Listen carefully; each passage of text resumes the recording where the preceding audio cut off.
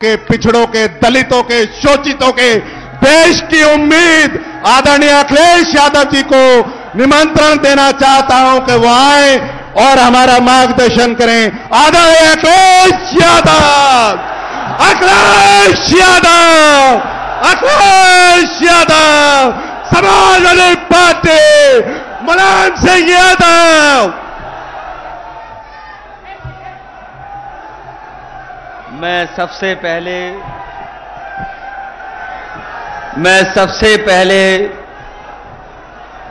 आई हुई जनता का बहुत बहुत धन्यवाद और आभार प्रकट करना चाहता हूं। मैं देख रहा हूं कि पहले चरण से ही,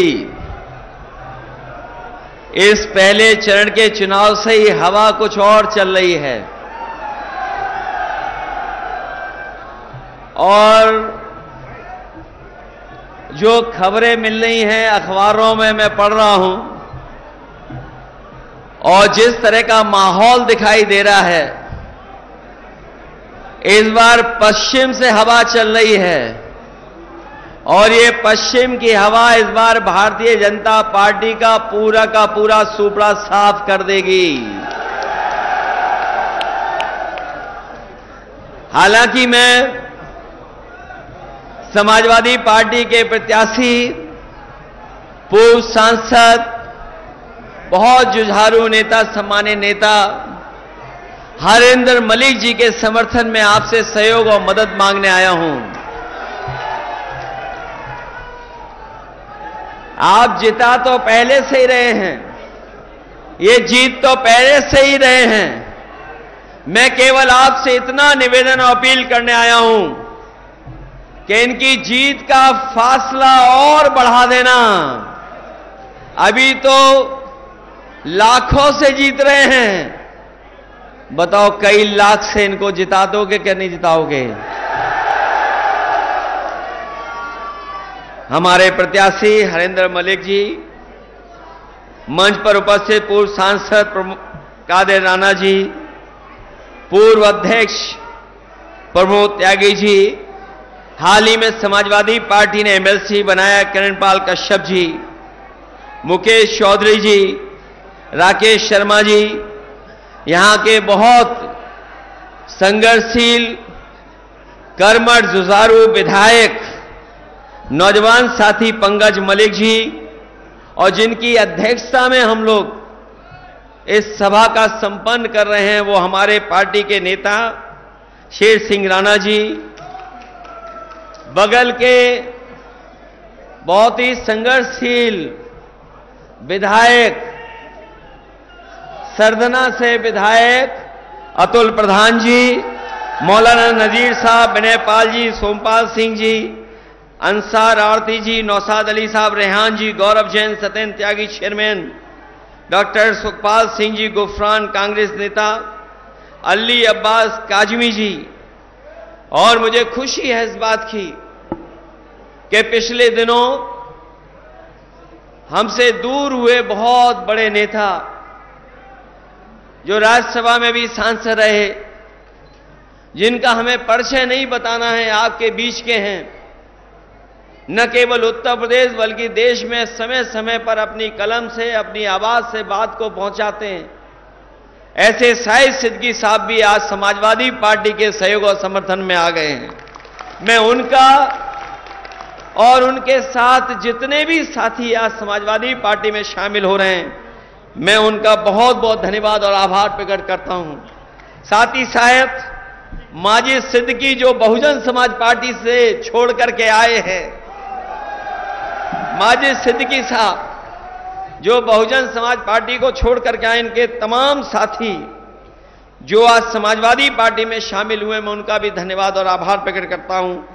साथ ही साथ मंच पर उपस्थित बड़ी संख्या में साथी हैं, नूर हसन, माजिद अली से लेकर के बहुत सारे नेता जिनके मैं नाम नहीं ले पा रहा हूं, सभी हमारे नेता, सभी हमारे कार्यकर्ता और इस चुनावी जनसभा में आए हुए हमारे सभी आदरणीय बुजुर्ग, किसान भाई, नौजवान साथी, पत्रकार बंधुओं, मैं सबसे पहले इस चुनावी जनसभा की बहुत बहुत बधाई और मुबारकबाद आपको देना चाहता हूं। मुझे खुशी है इस बात की कि इस बार का जो विशेष चुनाव होने जा रहा है, इस चुनाव का माहौल ही अलग हो गया है और इस बार सब सीमाएं टूट गई हैं। कोई वर्ग नहीं बचा जो साथ देने के लिए न खड़ा हो गया हो। आज हर वर्ग के लोग भारतीय जनता पार्टी के खिलाफ समाजवादी पार्टी और इंडिया गठबंधन के साथ खड़े होकर के कंधे से कंधे मिलाकर के उनके प्रत्याशी को जिताना चाहते हैं। मैं यहां पर जहां समाजवादी पार्टी के प्रत्याशी के लिए आपसे मदद मांगने आया हूं, वहीं ये इंडिया गठबंधन के लिए भी आपसे मैं सहयोग मांग रहा हूं। समाजवादी पार्टी के जहां जहां प्रत्याशी लड़ रहे हैं उनकी मदद कर देना और साथ ही साथ इंडिया गठबंधन के जहां भी प्रत्याशी हैं उन साथियों की भी आप मदद कर करके जिताने का काम करना।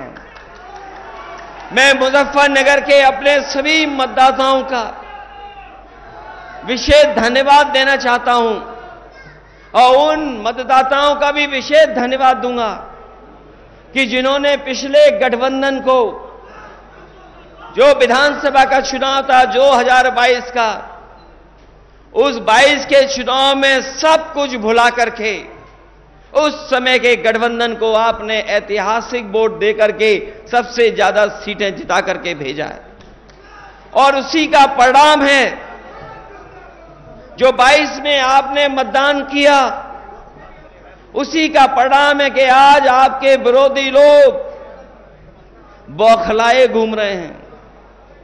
इतना बौखलाए हुए हैं कि सुनने में आ रहा है कि जो दिल्ली वाले नेता हैं उन्होंने अपने पोस्टर से सबका नाम गायब कर दिया, सबकी फोटो गायब कर दी।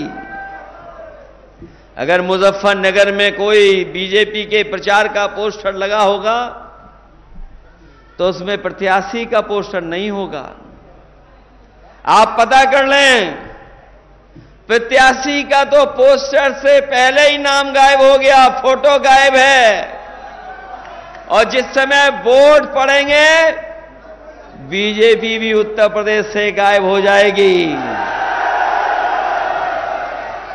वैसे तो हरिंदर मलिक जी आपके बीच के हैं, यहीं पढ़े लिखे बढ़े और दुख दर्द से लेकर के हर तकलीफ परेशानी में आपके साथ रहे।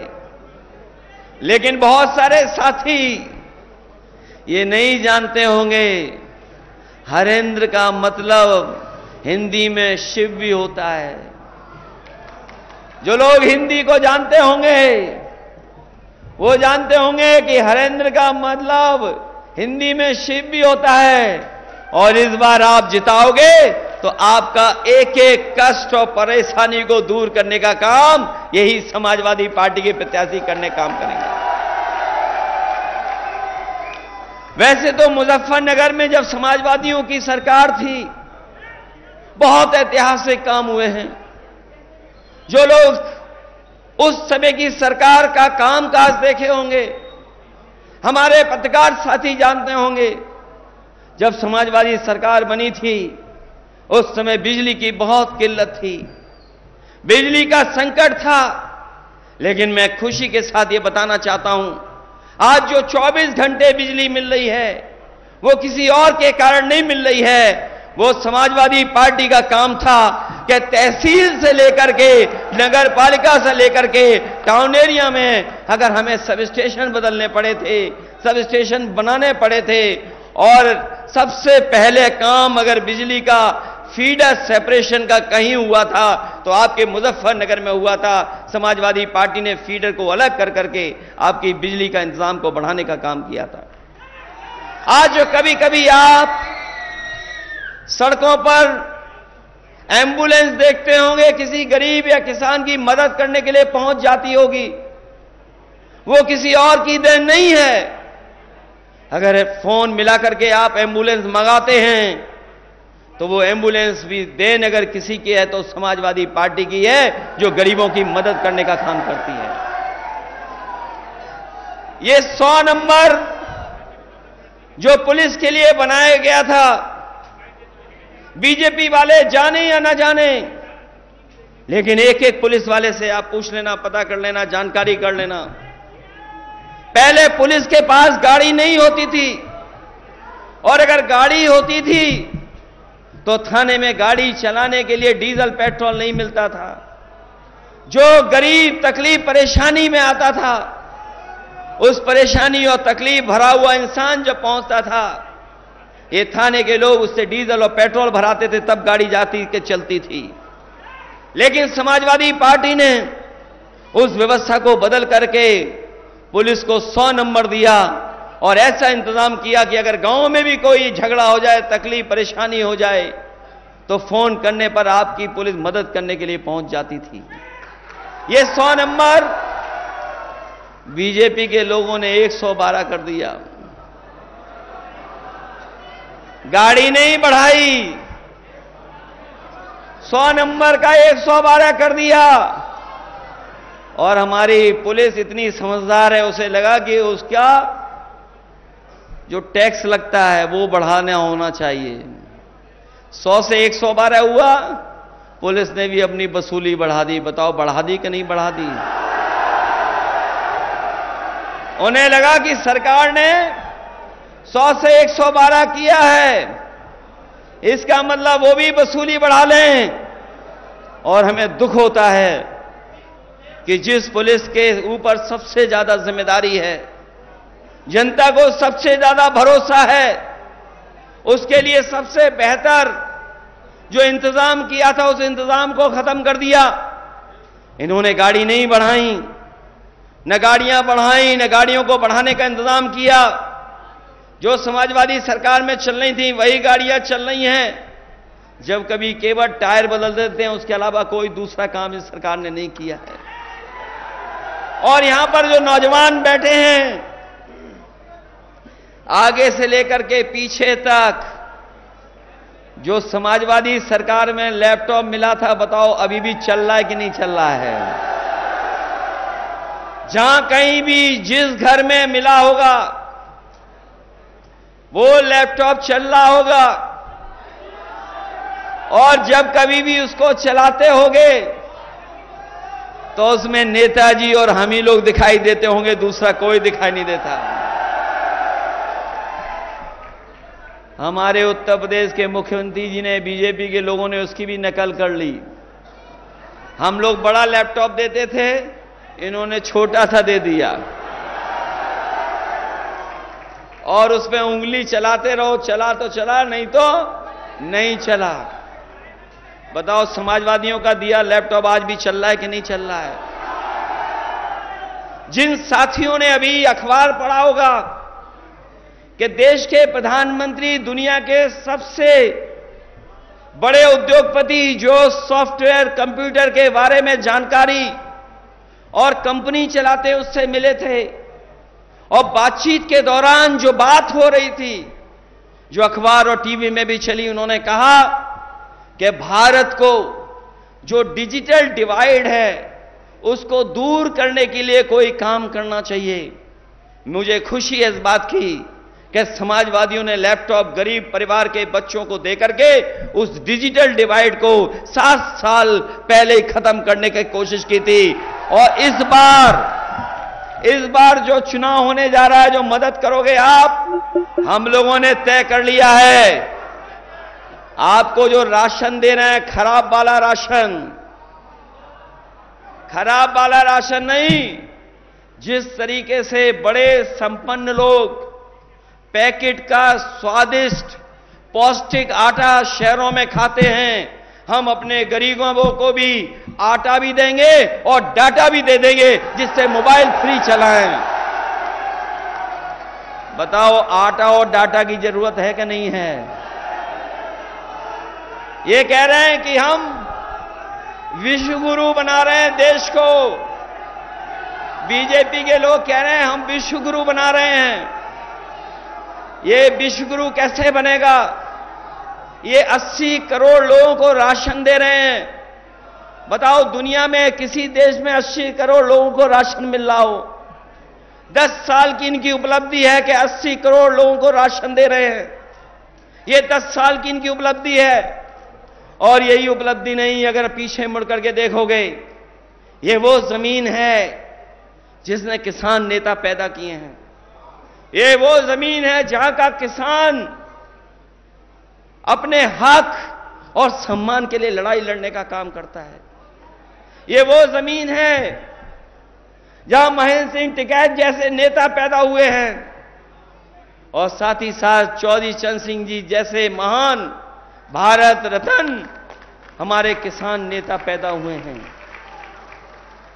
ये सरकार एक तरफ तो सम्मान दे रही है, भारत रत्न से सम्मान दे रही है, स्वामीनाथन जी को भी दे रही है, लेकिन हमारे किसानों को एमएसपी के लिए कोई गारंटी नहीं दे रही है। कोई एमएसपी की गारंटी अगर दे रही हो सरकार तो हमें बता दो आप। यही किसान हमारे यहां के गए होंगे दिल्ली अपने हक और सम्मान और लड़ाई के लेकर के दिल्ली गए थे, याद होगा आपको। न जाने कितनी बैरिकेडिंग लग गई थी, आरसीसी की दीवार लगा दी गई थी, सड़कों पे कीलें लगा दी गई थी, कोई किसान पहुंच ना पाए, ट्रैक्टर डीजल नहीं भरवा सकता था, ट्रैक्टरों को डीजल नहीं दे रहे थे, ट्रैक्टर चल नहीं सकता था, लेकिन उसके बावजूद भी किसान पहुंचे और किसान वहां जाकर के अपना हक मांग रहे थे, लेकिन सरकार ने उन्हें हक नहीं दिया। 3 काले कानून लाना चाहते थे ये लोग, लेकिन हम बधाई देना चाहते हैं किसानों की ताकत ने उनको रोक दिया और 3 काले कानून नहीं सरकार ला पाई। मैं आपसे कहना चाहता हूं, यह सरकार किसानों की नहीं है, यह सरकार बड़े बड़े उद्योगपतियों की है। यह सरकार हमारे गरीब किसानों की नहीं है। और अगर गरीब किसानों की सरकार होती तो हमारे किसानों का भी एक सरकार कर्जा माफ कर देती, हमारे किसानों को एमएसपी दे देती। हम अपने किसान भाइयों को कह करके जा रहे हैं, हम अपने घोषणा पत्र में अपनी पार्टी का जो हम लोगों ने मैनिफेस्टो बनाया है, विजन डॉक्यूमेंट बनाया है, जो हमने अधिकार देने की बात कही है, हम अपने किसानों को भरोसा दिलाते हैं समाजवादी पार्टी और इंडिया अलायंस की सरकार बनेगी। जिस तरीके से उद्योगपतियों का कर्ज माफ हुआ है उसी तरह हमारे किसानों का कर्ज माफ होने का काम होगा। और हम तो बीजेपी के लोगों से पूछते हैं कि बीजेपी के लोगों ये बताओ, 10 साल में लगभग 1 लाख किसान ने आत्महत्या की है। जो हमारे पढ़े लिखे नौजवान हैं, जो मोबाइल चलाते होंगे, गूगल से देख लेते होंगे, वो जाकर के देखें कि जब से बीजेपी की 10 साल की सरकार आई है पूरे देश में कम से कम 1 लाख किसानों ने आत्महत्या की है। जो आत्महत्या की किसानों ने कोई मदद सरकार ने नहीं की। जो हमारे किसान हजारों की संख्या में 3 काले कानून के खिलाफ लड़े, शहीद हो गए, उनकी कोई मदद सरकार ने नहीं की। ये केवल उद्योगपतियों की मदद करते हैं। तब हम ये कहना चाहते हैं कि अगर ये उद्योगपतियों का 15 लाख करोड़ रुपया माफ कर सकते हैं तो हमारे किसानों का 2 लाख करोड़ कर्ज माफ क्यों नहीं करना चाहती सरकार। इसलिए हम आपसे अपील करना चाहते हैं, और आपने सरकार का काम करने का तरीका तो देख लिया होगा। ये जो सरकार नारा दे रही है 400 पार, इन्हें पता नहीं है मुजफ्फरनगर, कैराना, मेरठ, बिजनौर, नगीना, सहारनपुर नारा लग रहा है 400 हार, 400 पार नहीं। इस बार 400 पार नहीं, 400 हार। और सोचिए,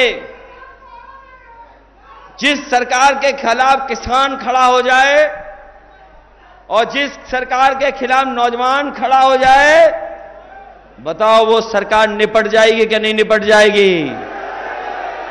और हम तो अपने नौजवानों से कहना चाहते हैं, ये सरकार रहेगी न नौकरी मिलेगी न रोजगार मिलेगा, और अगर ये और आ गए सरकार में तो आपकी शादी भी नहीं होगी, बिना शादी के रहना पड़ जाएगा। बताओ, आंकड़े पढ़ लिए, कि 80% नौजवान बिना नौकरी का है, बिना रोजगार के है।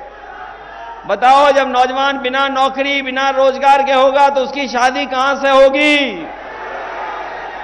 ये बीजेपी वाले नहीं चाहते हैं कि हमारे नौजवान, उनका भविष्य बेहतर हो, उनके सपने पूरे हों।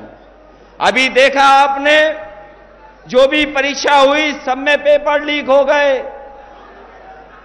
केवल एक परीक्षा का पेपर लीक नहीं हुआ है, जितनी भी परीक्षा हुई हैं सबके पेपर लीक हो गए। बताओ, लीक हुए पेपर के नहीं हुए?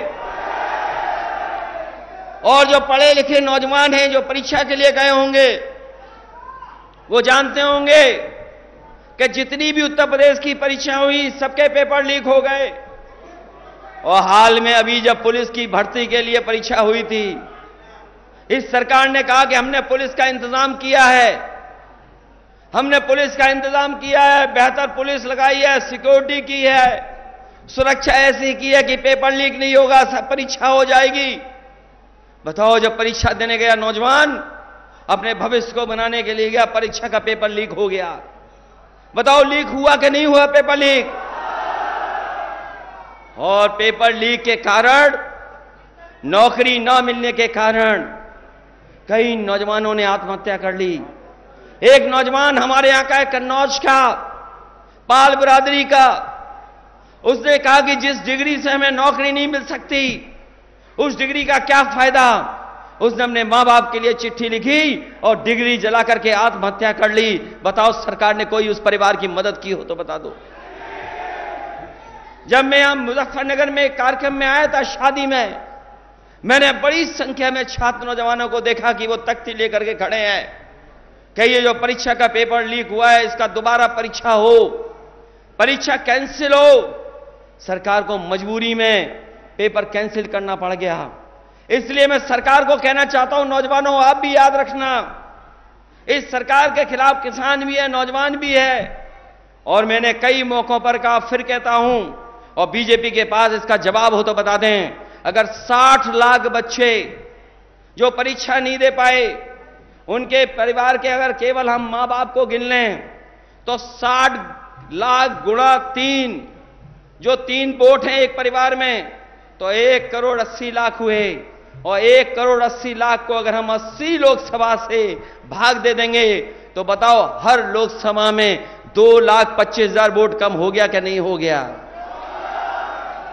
बताओ, इनके पास इन 2,25,000 वोट को बढ़ाने के लिए कोई है कार्यक्रम के नहीं है? हर तरफ नाराजगी दिखाई दे रही है। इसीलिए इन्होंने जो पोस्टर बनवाए हैं, उसमें पोस्टरों में प्रत्याशियों का चेहरा नहीं रखा है, उन्हें गायब कर दिया है। और जो अकेला पोस्टर है, अकेली फोटो है, जिस दिन मुजफ्फरनगर वाले वोट डालेंगे वो पोस्टर से गायब हो जाएंगे, वो दिखाई नहीं देंगे।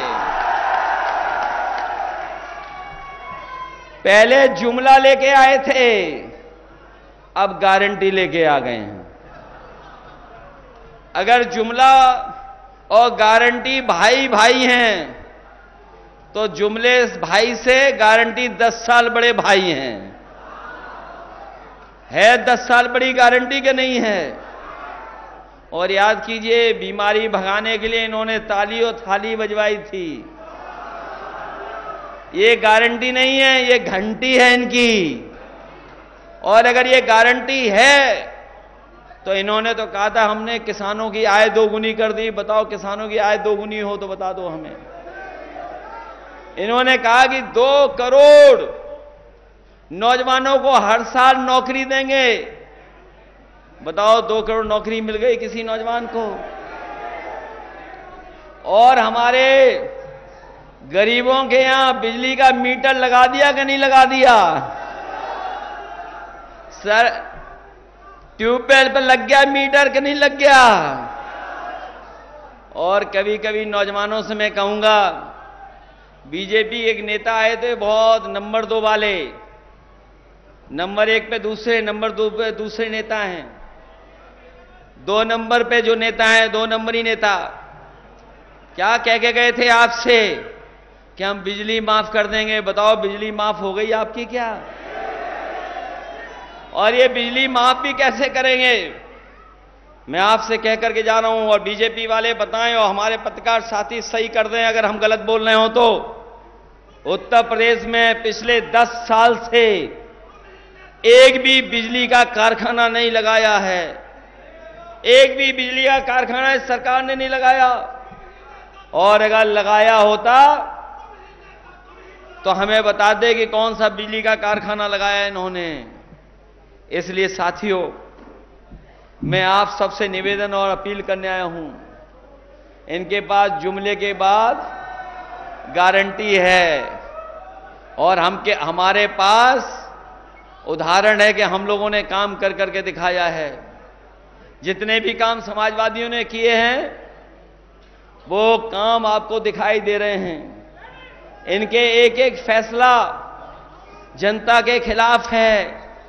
हमारे नौजवान जानते होंगे, यहां पर बड़े पैमाने पर नौजवान फौज में जाते हैं। न केवल मुजफ्फरनगर, मेरठ, गाजियाबाद बल्कि आसपास का नौजवान अपने गांव में, अपने कस्बे में, शहर में रह करके तैयारी करता था कि फौज की वर्दी पहन करके देश का सम्मान बढ़ाएगा। ये सरकार के लोग आए और इन्होंने एक ही दिन में कानून बदल दिया कि आने वाले समय में कोई पक्की नौकरी नहीं मिलेगी और फौज की नौकरी को 4 साल में बदल दिया। बताओ 4 साल में बदल दिया कि नहीं बदल दिया? और नौजवान मजबूरी में जा रहा है, नौजवान मजबूरी में जा रहा है अग्निवीर भर्ती में, कोई खुशी खुशी नहीं जा रहा है। ये सरकार नौजवानों की गरीबी का लाभ उठा रही है और उन्हें अब अग्निवीर में भर्ती करने का एक कार्यक्रम चला रही है। हम अपने नौजवानों से कहना चाहते हैं कि ये अग्निवीर जैसी व्यवस्था हम लोग कभी स्वीकार नहीं कर सकते हैं। जब भी इंडिया अलायंस बनेगा, सरकार बनाएगा, तो अग्निवीर व्यवस्था हमेशा हमेशा के लिए खत्म हो जाएगी। जैसे पहले भर्ती होती थी वैसे ही भर्ती का करने का काम करेंगे। मैं तो कभी कभी अपने खाकी वर्दी पहने हुए भाइयों की तरफ देखता हूं और मुझे लगता है कहीं अग्निवीर जैसी इनकी भी 3 साल की नौकरी ना हो जाए। और इनसे भी कहूंगा मैं, सख्ती कम करो, मदद करो, नहीं 3 साल बाद आपको गांव में जाकर के मेड़ पे ही घूमना पड़ेगा, अपनी फसल की रखवाली करनी पड़ेगी। जो सरकार फौज की 4 साल की नौकरी कर दे, बताओ इनकी खाकी वालों की 3 साल नौकरी करने में कितना टाइम लगेगा उन्हें। और फिर ये जो पेंशन वाली बात है, सरकार कहती हम पे तो इतना पैसा है, तो ओल्ड पेंशन स्कीम क्यों नहीं बहाल कर रहे? हम अपने लोगों को कह के जा रहे हैं, इंडिया अलायंस की सरकार बनेगी, समाजवादी पार्टी ओल्ड पेंशन बहाल करने का फैसला लेकर के आपकी मदद करने का काम करेंगे। इसलिए साथियों, चुनाव में सावधान रहोगे कि नहीं रहोगे? ये चुनाव लोकतंत्र बचाने का है। जैसे किसी को नहीं पता लगा था कि रातों रात नोटबंदी हो गई थी, किसी को पता लगा था कि नोटबंदी होने जा रही है और इन्होंने कहा कि जीएसटी से व्यापार अच्छा हो जाएगा। बताओ व्यापार बर्बाद हो गया क्या नहीं हो गया? और उस समय भी मैंने कहा था और आज भी वही बात कह रहा हूं, जब नोटबंदी पे मैंने कहा था कि हमारा रुपया काला सफेद नहीं होता। ये रुपया काला सफेद नहीं होता, हमारा आपका लेन देन काला सफेद होता है। लेकिन बीजेपी के लोग कहते हैं कि रुपया काला सफेद है। बताओ भ्रष्टाचार बढ़ा है कि नहीं बढ़ा है? और जो लोग 400 पार चिल्ला रहे हैं वो घबराए हुए क्यों हैं? वो डर क्यों रहे हैं? दिल्ली के मुख्यमंत्री को क्यों झूठा केस लगा के फंसा दिया? अगर 400 पार हो रहे थे तो क्यों फंसा रहे हो झूठे मुकदमे में? आपने एक प्रदेश के मुख्यमंत्री को भेज दिया, आपने झारखंड के भी मुख्यमंत्री को जेल भेज दिया। लेकिन यहां पर जनता जागरूक है, मोबाइल खोल करके गूगल पे लिस्ट पढ़ रही है कि सबसे ज्यादा चंदा अगर किसी ने वसूला है तो वो भारतीय जनता पार्टी ने वसूला है। बताओ वसूला कि नहीं वसूला? हम और आप तो चंदा देते थे 50 रुपए, 100 रुपए, 5,000, 10,000 रुपए। जो संपन्न होता था 1 लाख रुपए दे देता था। लेकिन बीजेपी की सूची पढ़िए आप, जो चंदा मिला है उन्हें, बताओ 1,000 करोड़ रुपए। कोई चंदा देता है 1,000 करोड़ रुपए, कोई 600 करोड़ दे रहा है, कोई 400 करोड़ दे रहा है, कोई 300 करोड़ दे रहा है। ये इसलिए दे रहे हैं क्योंकि इनके हाथ में ईडी, सीबीआई, इनकम टैक्स है। उन्हीं से छापा मरवाते हैं और फिर छोड़ने के लिए वो पैसा वसूल लेते हैं। ऐसे दुनिया के इतिहास में किसी पॉलिटिकल पार्टी ने नहीं किया होगा जैसा भारतीय जनता पार्टी ने किया है कि वसूलने का काम किया है, लोगों को डरा के धमका के वसूलने का काम किया है। इसलिए लोकतंत्र बचाने का चुनाव है, ये लोकतंत्र बचाने का चुनाव है। बाबा साहब भीमराव अंबेडकर जी का दिया हुआ संविधान, उसको बचाने का चुनाव है। अभी हमने त्योहारों की भी बधाई दी, एक दूसरे से गले मिले। चाहे हमने ईद मनाई हो, वैसाखी का त्योहार मनाया हो। अभी हम लोग याद कर रहे थे बाबा साहब भीमराव अंबेडकर जी को, उससे पहले याद किया बीपी मंडल को। हमारा देश त्योहारों का है, हमारा देश भाईचारे का है, हमारा देश गंगा जमुनी का है। ये भारतीय जनता पार्टी के लोग इस देश को, अपना भाईचारा को खत्म करने का साजिश कर रहे हैं। इसलिए जहां लोकतंत्र को बचाना है, संविधान बचाना है, वहीं हमारे देश की जो संस्कृति रही है मिली जुली, आपस में मिलजुल करके रहने की, उसको बचाने का भी चुनाव है। इसलिए आप लोग मदद करना, सहयोग करना और एक एक वोट साइकिल के निशान पर हरिंदर मलिक जी को जिता करके भेजना है। और हम आपका धन्यवाद देते हैं। हम लोगों ने दूर से भी अगर वोट मांगा होगा तो आप लोगों ने हमारी मदद करने का काम किया है। जब कभी हम लोग सरकार में होंगे, आपको हम भरोसा दिलाते हैं, चाहे सड़क, पुल, बिजली, दवाई से लेकर के किसी इंतजाम को हमें बढ़ चढ़ के करना पड़ेगा तो अपने गरीबों की और किसानों की और अल्पसंख्यक भाइयों की मदद करने के लिए हम समाजवादी पार्टी के लोग आपके साथ खड़े दिखाई देंगे। इस चुनाव में आप अपना चुनाव समझ करके और आने वाली पीढ़ी के भविष्य का चुनाव समझ करके मदद करना, क्योंकि इस बार अगर हम लोग चूक गए तो हमारा लोकतंत्र नहीं बचेगा, ये हमारा संविधान नहीं बचेगा। और जिस तरह के सांसद लोग इनका कह रहे हैं कि हम संविधान बदलने के लिए 400 सीटें मांग रहे हैं, इनके चाहे दक्षिण के हों सांसद, चाहे राजस्थान के इनके नेता हों, चाहे उत्तर प्रदेश के नेता हों, वो कह रहे हैं कि हम 400 पार इसलिए कह रहे हैं क्योंकि हमें संविधान बदलना है। इसलिए अगर ये सीटें जीत गए तो हो सकता है न जाने किस दिशा में ले जाए इस चुनाव को। न केवल ये संविधान बदलेंगे बल्कि नौजवानों को नौकरी नहीं देंगे, आरक्षण खत्म कर देंगे और आरक्षण के साथ साथ ये हमारे भविष्य को अंधकार में डाल देंगे और वोट का अधिकार भी छीनने का काम करेंगे। जिस वोट का अधिकार हमारे बाबा साहब भीमराव अंबेडकर जी ने दिया है, उसको अधिकार को ये छीनने जा रहे हैं। इसलिए आप लोग अपने गांव में ज्यादा से ज्यादा वोट डाल देना, पहले से ज्यादा दे देना। और इस बार तो अलग माहौल है, हर वर्ग के लोग आपका समर्थन कर रहे हैं। और ऐसे वर्ग जो कभी कभी दूरी से रखते थे, लेकिन सबने आकर के इस बार समाजवादी पार्टी का सहयोग किया है, मदद किया है। और जिस तरह से हमारे क्षत्रिय भाई लोग अपमानित महसूस कर रहे हैं बीजेपी से, और गुजरात से लेकर के उत्तर प्रदेश और राजस्थान में उन्होंने मन बनाया है कि इस बार भारतीय जनता पार्टी का सुपड़ा साफ कर देंगे, इनका पता नहीं लगेगा। इसलिए जब मतदान करने जाओ तो सावधान भी रहना, लेकिन इनके सामने झुकना नहीं, अपना वोट एक एक डाल देना।